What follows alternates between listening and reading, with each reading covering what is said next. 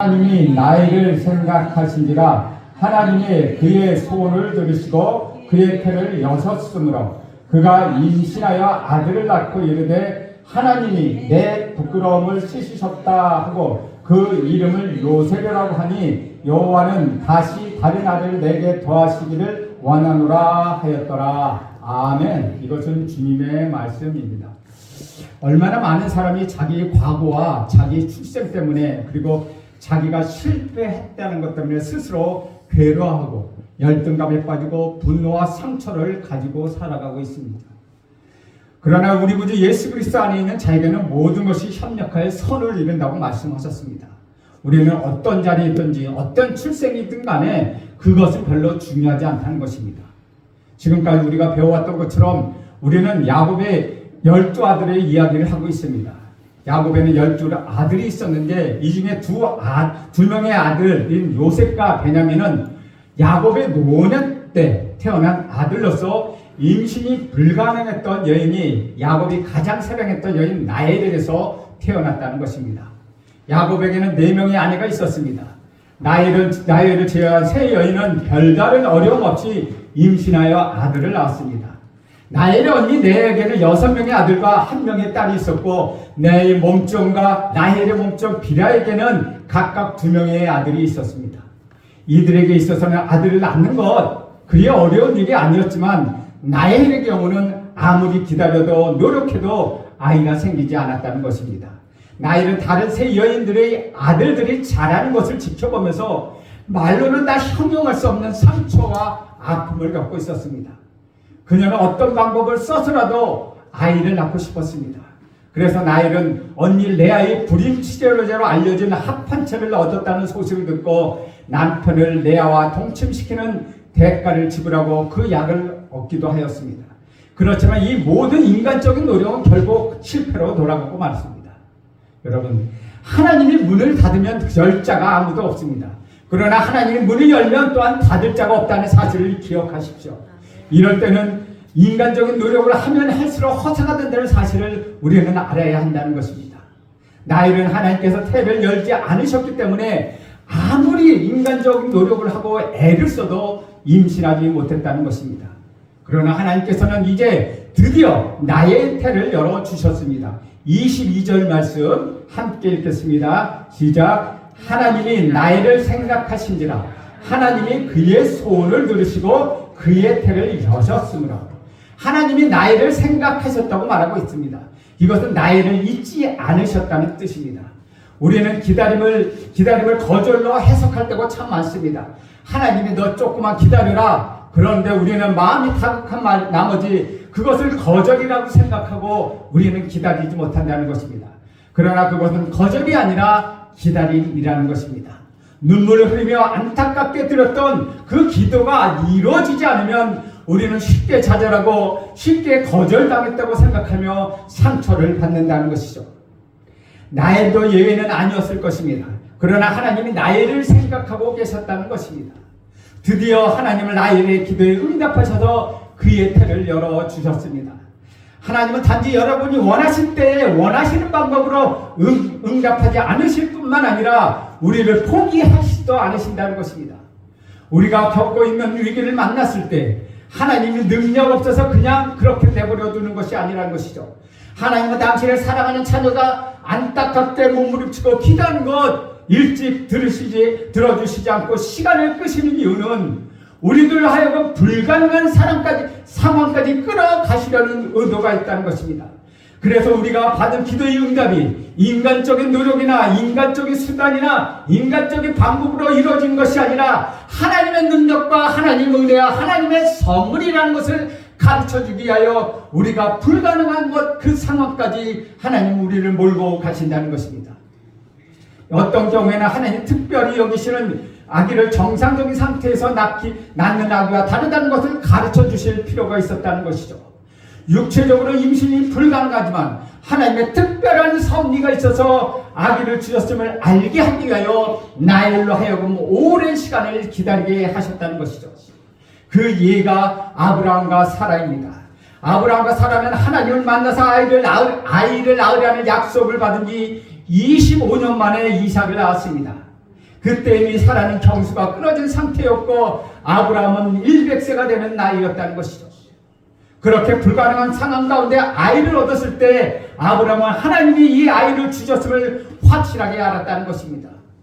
이렇게 태어난 이삭과 리브가가 결혼할 때 나이가 또한 40세였습니다. 그럼에도 불구하고 이삭과 리브가는 20년 동안 아이가 없었습니다. 그러나 20년 만에 기도의 응답으로 쌍둥이인 에서와 야곱을 얻게 되었습니다. 지금 야곱도 마찬가지라는 것이죠. 험한 인생을 살던 야곱에게는 4명의 아내가 있었습니다. 그중 3 여자는 쉽게 아이를 낳았지만 나엘만은 그렇지 않았다는 것이죠. 나엘이 어렵게 낳은 아이는 하나님이 특별히 주시는 아이라는 사실을 알게 하기 위함이었다는 것입니다. 23절, 24절 말씀도 함께 읽겠습니다. 시작. 그가 임신하여 아들을 낳고 이르되 하나님이 내 부끄러움을 씻으셨다 하고 그 이름을 요셉이라고 하니 여호와는 다시 다른 아들을 내게 더하시기를 원하노라 하였더라. 드디어 나엘이 아이를 낳았습니다. 드디어 나엘에게서 아들이 태어났습니다. 그가 바로 유명한 요셉입니다. 요셉이란 하나님이 부끄러움을 씻어주셨다라는 의미를 담고 있습니다. 요셉은 12아이 중에 가장 탁월한 아들이요 예수님을 가장 닮은 사람이었습니다. 예수님 넷째 아들을 낳은 유다 집안에서 태어났지만 예수님을 가장 닮은 사람은 유다가 아니라 바로 요셉이었다는 것이죠. 그래서 요셉은 우리에게 많은 감동을 주는 인물입니다. 창세기에는 아브라함과 이삭이나 야곱보다 요셉에게 더 많은 지면을 발휘해서 요셉에 대한 이야기를 하고 있다는 것이죠. 12지파 중에서 요셉에게만 2지파의 몫을 주셨습니다. 그래서 요셉 측다 대신 요셉의 2 아들 므낫세와 에브라임이 12지파에 들어가게 되는 것입니다. 그만큼 요셉은 큰 복을 받았습니다. 창세기 41장 50절에서 52절 말씀을 보십시오. PPT 넘겨주세요. PPT 넘기면 있을 거예요. 네, 제가 읽겠습니다. 흉년이 들기 전에 요셉에게 2 아들이 나되 곧 오니 제사장 보디베라의 딸 아스낫이 그에게 낳은지라. 요셉이 그의 장남의 이름을 므낫세라 하였으며 하나님은 내게 내 모든 고난과 내 아버지 온 집이를 잊어버리게 하셨다 하며 차남의 이름은 에브람이라 하였으니 하나님이 내가 수고한 땅에서 번성하게 하셨다 함이라. 므낫세는 이름은 나로 나의 모든 고난과 나의 아버지의 집의 모든 일을 잊어버리게 했다. 즉 하나님이 나의 수치와 부끄러움을 다 씻어주셨다는 의미를 담고 있습니다. 요셉이 므낫세를 낳기 전에는 험난한 세월을 보냈습니다. 그는 30대가 되기까지 고독하고 어려운 시기를 겪었다는 것이죠. 사람들은 그를 모함하고 오해해서 감옥에 집어넣기도 하고 음탕에 빠뜨리려고 노력하기도 했습니다. 그런데 놀랍게도 요셉은 어떠한 일을 만나도 원망하지 않거나 불평하지 않고 꿈을 잃지 않았다는 것이죠. 어려운 상황 가운데 있을 때 여러 사람들은 매사에 불평과 원망으로 맞섭니다. 하지만 요셉은 타고나기를 유머가 넘치는 사람처럼 보였습니다. 그래서 요셉을 보면 예수님을 만난 것 같고 희망과 용기를 얻게 되는 것입니다. 요셉에게 므낫세가 태어난 후에 요셉은 내 고통과 어려움과 모든 수치는 이 아이가 태어남으로 인하여 끝난 것이다 라고 말합니다.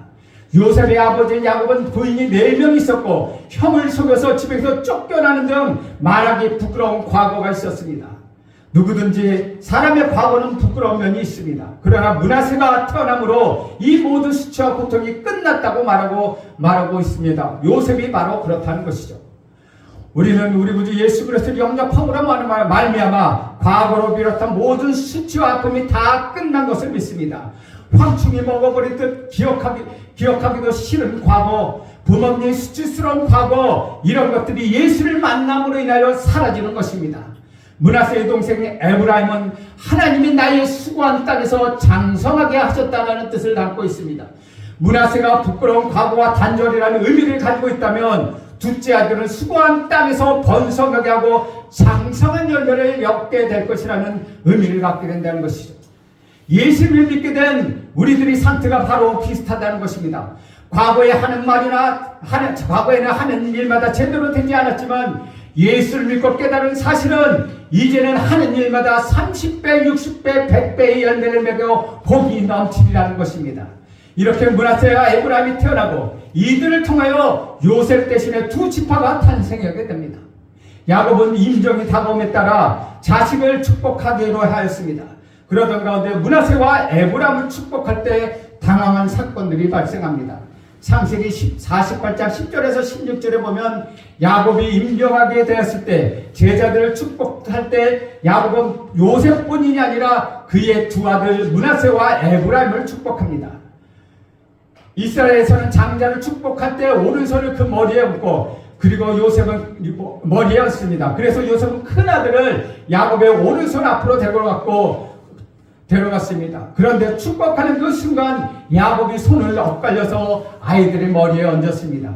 오른손은 차남인 에브라임에게 얹고 왼손은 장남인 므낫세에게 얹었다는 것이죠. 야곱이 늙어서 갑자기 정신이 이상해진 것이 아닌데 이런 이상한 상황이 연출되었습니다. 그러자 당황한 요셉이 상황을 바로 잡으려고 합니다. 창세기 48장 19절에서 20절 말씀입니다. 우리 함께 읽겠습니다. 시작. 그의 아버지가 허락하지 아니하며 이르되 나도 안다. 내 아들아 나도 안다. 그도 한 족속이 되며 그도 크게 되려니와 그의 아우가 그보다 큰 자가 되고 그의 자손이 여러 민족을 이루리라 하고 그날에 그들에게 축복하여 이르되 이스라엘이 너로 말미암아 축복하기를 하나님이 내게 에브라임 같고 므낫세 같게 하시리라 하며 에브라임을 므낫세보다 앞세웠다. 우리는 이 사건을 통하여 놀라운 진리 하나를 발견합니다. 사람들은 모든 일이 인간적이고 세상적인 방법으로 질서대로 되어 나가야 한다고 그런 고정관념을 가지고 있습니다. 그러나 우리 하나님을 믿을 때 갈등이 생기는 이유는 하나님이 이처럼 자기 방식으로 응답해달라고 하는 데 있다는 것이죠. 요셉은 큰 아들에게 장자권이 있다는 세상적인 질서대로 하려고 하였습니다. 하나님이 그 방법을 바꾸시면 사람들은 참으로 당황합니다. 하나님 중심으로 생각하지 않기 때문입니다. 그러나 하나님은 하나님의 방식대로 일하신다는 것이죠. 하나님 나라의 질서는 형이 동생을 섬길 수 있다는 것입니다. 나이가 어린 아랫사람이 나이가 많은 윗사람을 섬기는 것 세상적이고 상식적인 질서입니다. 그러나 하나님 나라에서는 윗사람이 아랫사람을 섬길 수도 있다는 그런 진리를 알게 된다는 것이죠. 대부분의 많은 사람들을 다니던 직장을 그만두고 독립해서 자기 사업을 하기를 원합니다. 이것이 사람들의 마음입니다. 그래서 독립해서 성공하면 그것은 축복이라고 말합니다. 그러나 성경에서는 남의 밑에서 일하는 것도 축복이라고 분명히 말씀하고 있다는 것이죠. 이런 경우도 있습니다. 직장에서 자기보다 늦게 입사한 사람이 진급을 빨리 해서 자기 상사가 되어 그 밑에서 섬기게 될 때 자존심이 상하고 상처를 받고 괴로워하는 것 주변 사람들을 통해서 종종 보게 됩니다. 므낫세는 장자인 자신의 축복이 동생에게 주어진 것으로 인하여 자존심이 상했을 것입니다. 하나님이 불공평하시다고 이야기할 수도 있지만 므낫세는 불평하지 않고 그 현실을 받아들였다는 것이죠. 므낫세는 에브라임보다 상대적으로 적은 복을 받았지만 결코 불평하지 않았다는 것이죠. 사랑하는 여러분, 내가 얼마나 많이 가졌느냐 그것이 행복을 결정하지 않습니다. 또 내가 어떤 자리에 있느냐가 행복에 달려있지 않다는 것이죠. 우리는 높은 자리에 올라가 책임자가 되어야만 하나님이 자기를 축복하셨다고 생각합니다. 종종 우리는 꼬리가 되지 말고 머리가 되게 하옵소서라고 기도하기도 합니다. 그러나 하나님 나라에서는 위치나 소유가 중요하지 않습니다. 대부분의 사람들은 독립해서 자기 사업을 해야만 성공했다고 생각하지만 독립보다도 더 중요한 것은 연합이라고 우리 주님은 말씀하신다는 것이죠. 자신이 지도자 혹은 리더가 되지 않은 상태라도 하나님 위해서 봉사하고 섬기는 것도 아름다운 축복이라는 사실을 우리는 므낫세를 통하여 알 수 있다는 것입니다. 세상의 갈등은 간단합니다. 모두가 이 질서와 관련된 문제입니다. 누가 윗사람이 되느냐 하는 것이 매우 중요하게 간주됩니다. 그래서 높은 자리에 오르기 위하여 모든 고생을 참는다고 생각합니다. 그러다가 그 질서가 깨지면 배신을 당했다고 생각하고 인생에서 패배했다고 생각하는 것이죠. 그리고 삶의 의미가 없다고 생각하며 스스로 괴로워하는 경우가 참으로 많습니다. 저는 야곱의 12지파 가운데 이러저러한 다양한 인간 군생의 이야기가 있다는 사실이 참으로 놀랍습니다. 누벤이라는 사람은 아버지의 침상을 더럽혔고 시므온과 레위는 살인하는 사람들이었으며 하나님은 이런 사람을 사용해 주셨다는 것이죠. 예수님이 태어난 유다도 하나님의 자녀요, 누벤도 하나님의 자녀요, 첩의 자식들도 다 하나님의 자녀라는 것입니다. 몸쪽에서 태어났든지 본처에서 태어났든지 간에 모두 제사장의 가슴에 보석처럼 빛나고 있다는 것이죠. 여기서 우리는 천국의 놀라운 비밀, 구원의 비밀을 발견하게 됩니다. 얼마나 많은 사람들이 자기 과거와 출생 때문에, 그리고 자기가 실패했다는 것 때문에 스스로 괴로워하고 열등감과 분노와 상처를 가지고 살아가고 있습니다. 그러나 우리 구주 예수 그리스도 안에 있는 자들에게는 모든 것이 합력하여 선을 이룬다고 말씀하고 있습니다. 어떤 자리에 있든지 어떤 출생이든지 내가 무엇을 하든지 그것이 중요하지 않다는 것입니다. 중요한 것은 우리 하나님이 그를 귀히 여기신다는 것입니다. 고린도서 5장 17절에 보면 이렇게 기록하고 있습니다. 그런즉 누구든지 그리스도 안에 있으면 새로운 피조물이라, 이전 것은 지나갔으니 보라 새 것이 되었도다. 이것이 바로 12지파 이야기입니다. 여러분, 과거의 실패나 서열상 낮은 자리로 밀려난다는 것 때문에 인생을 낭비하거나 자신을 괴롭게 하지 마십시오. 또 하나님이 허락하신 일이라면 받아들이십시오. 비록 억울한 상황이라도 그것을 받아들이고 감사와 찬송과 영광을 올려드리면 그것이 큰 복이 되는 것입니다. 윗사람이 아랫사람을 섬기는 것도 편안하다면 그런 상황인 걸 어떻게 하겠습니까? 적대 받고도 많이 받은 사람을 시기하거나 질투하거나 원망하지 말라는 것입니다. 우리는 동생 밑에서 일하는 것 부끄럽게 생각하지 않는 므낫세를 보면서 하나님의 놀라운 섭리를 발견하게 된다는 것이죠. 므낫세 지파에 대해서 모세는 또한 이렇게 이야기합니다. 신명기서 33장 16절에서 17절 말씀입니다. 함께 읽겠습니다. 시작. 땅의 선물과 거기 충만한 것과 복이 요셉의 머리에 그의 형제 곧 구별한 자의 정술에 임할지로다. 그는 첫 수입 송아지 같이 위엄이 있으니 그 뿔이 물소의 뿔 같도다. 그것으로 민족들을 받아 땅 끝까지 이르리니 곧 에브라임 자손은 만만이요 므낫세 자손은 천천이리로다. 므낫세는 집안의 모든 처지를 끌으며 태어난 동생을 섬기는 지파가 되었습니다. 한편 므낫세는 동생이지만, 한편 에브라임은 동생이지만 므낫세 대신 장자의 축복을 받았습니다. 이후로부터 므낫세의 이름이 먼저 나오게 됩니다. 이후로부터 에브라임 이름이 먼저 나오게 됩니다. 에브라임은 어떻게 므낫세 대신 장자의 축복을 받게 되었을까요? 에브라임이 무슨 일을 잘했다거나 자격이 있다거나 므낫세가 어떤 실패를 했기 때문에 장자의 복을 받은 것은 아니라는 것입니다. 이것은 그저 하나님의 뜻이라는 것이죠. 그것밖에 해답이 없다는 것입니다. 우리는 지위 높고 낮음에 가치를 주고 때문에 종종 문제가 일어납니다. 세상적인 가치의 기준을 두기 때문에 하나님이 실수했다고 생각하기도 한다는 것이죠. 우리는 하나님을 주시는데도 받으면 되는 것입니다. 왜 형은 크게 주고 나는 적게 주느냐 라고 말하면 안 되는 것입니다. 이것은 세상적인 법칙입니다. 성은 더 많이 주세요. 저 사람을 더 축복해 주세요. 제가 섬기면 됩니다. 이것이 바로 우리 예수님의 마음이라는 것이죠. 세상 사람들은 이런 사람을 불행하게 만들지 못합니다. 나는 작아져도 좋고 섬겨도 좋고 받지 않아도 좋다. 나는 병들어도 좋다. 누군가 나를 알아주지 않아도 나는 괜찮다라고 마음먹은 사람, 그 사람은 불행해지지 않는다는 것입니다. 주 안에서 사랑하는 여러분 이렇게 사십시오. 우리 예수님의 1달란트 받은 사람, 5달란트를 받은 사람, 10달란트를 받은 사람의 비율을 말씀하셨습니다. 제각기 받은 것은 달랐지만은 많이 받은 사람만이 축복을 받은 것이 아니라는 것이죠. 달란트의 차이는 하나님의 편애가 아니라는 것입니다. 왜 하나님은 저 사람에게는 능력을 많이 주시고 나에게는 적게 주시나, 또는 어떤 교회는 저렇게 크고 왜 우리 교회는 이렇게 작은가 하고 비교하지 마십시오. 이런 고민을 하지 않게 되길 저는 축복합니다. 자기가 처한 상황대로 살아가면 감사하시죠. 하나님을 원망하지 마시죠. 그것이 나의 자리에서 받는 축복의 크기라는 것입니다. 예수님이 이런 비유를 말씀하십니다. 과수원의 주인이 품꽃을 고용하는데 아침 9시에 온 사람, 오후 3시에 온 사람, 오후 5시에 온 사람에게 품삯을 똑같이 주었습니다. 그러자 아침 9시에 온 사람은 화를 내며 9시부터 고생하는 내에게 겨우 1시간밖에 일하지 않은 그 사람과 똑같이 임금을 주느냐고 불공평해 했다는 것입니다. 그러자 주인은 그것이 자신의 뜻이라고 말하고 있습니다. 주인은 불공평한 일꾼에게 자신은 처음부터 약속한 대로 너에게 한 품삯 한 달란트를 주기에 한 데나리온 준다고 하고 데려오지 않았느냐? 그러니 한 데나리온을 갖고 가라.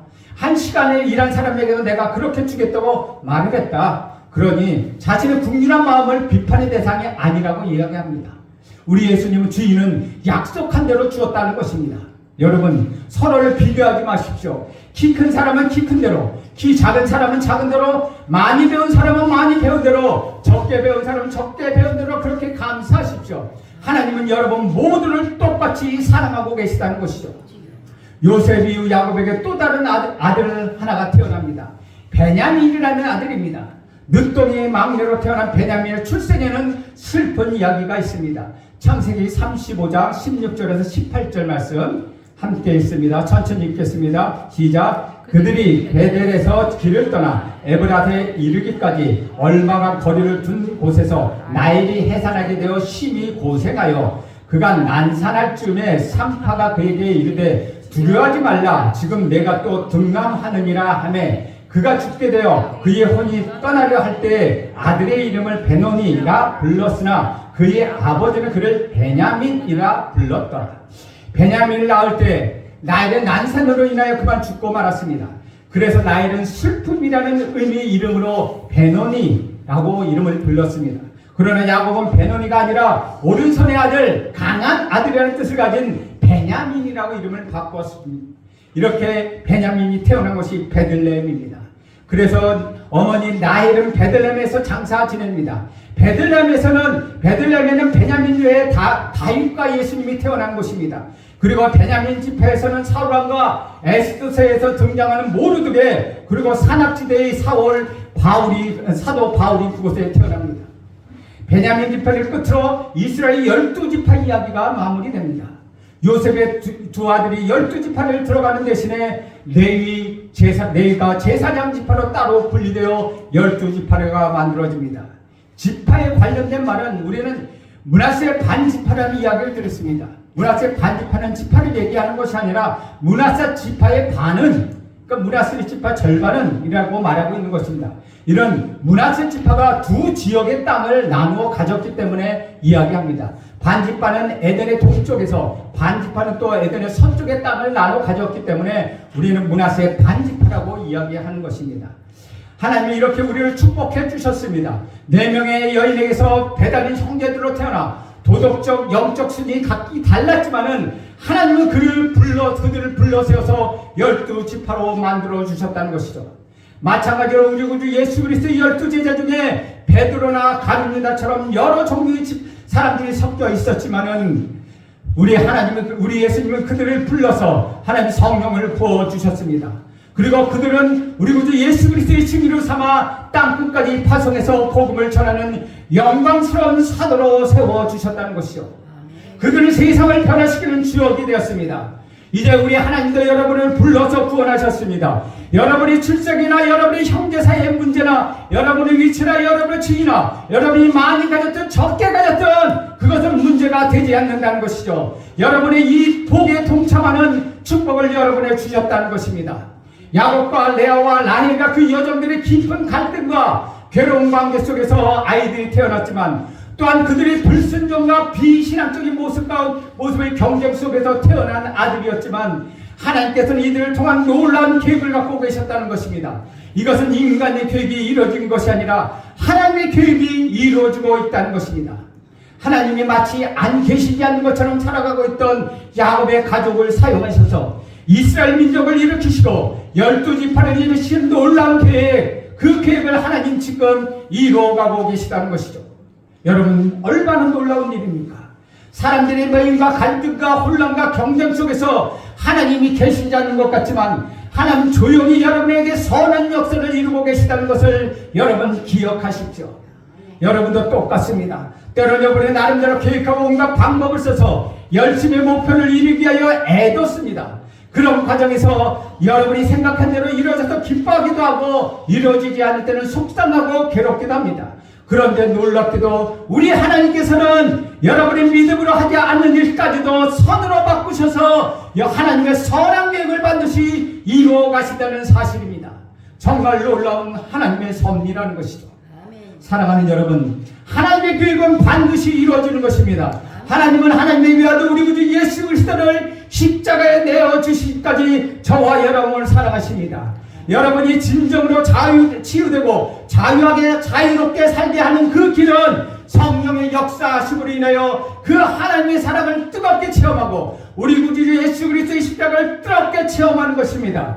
바로 하나님의 사랑을 뜨겁게 맛보는 그 자리가 여러분이 있어야 할 자리고 여러분의 축복된 자리며 여러분의 예배의 자리라는 것입니다. 아멘. 예배가 1시간 정도로 왔다가 그냥 가는 것이 아니라 하나님을 뜨겁게 만나는 자리, 우리 구주 예수 그리스도를 뜨겁게 만나는 자리, 성령이 뜨겁게 임재하는 자리, 우리 구주 예수 그리스도의 십자가를 뜨겁게 가슴으로 느끼는 그 자리여야 한다는 것이죠. 아멘. 그래서 우리는 언제나 하나님을 예배할 수 있다는 것입니다.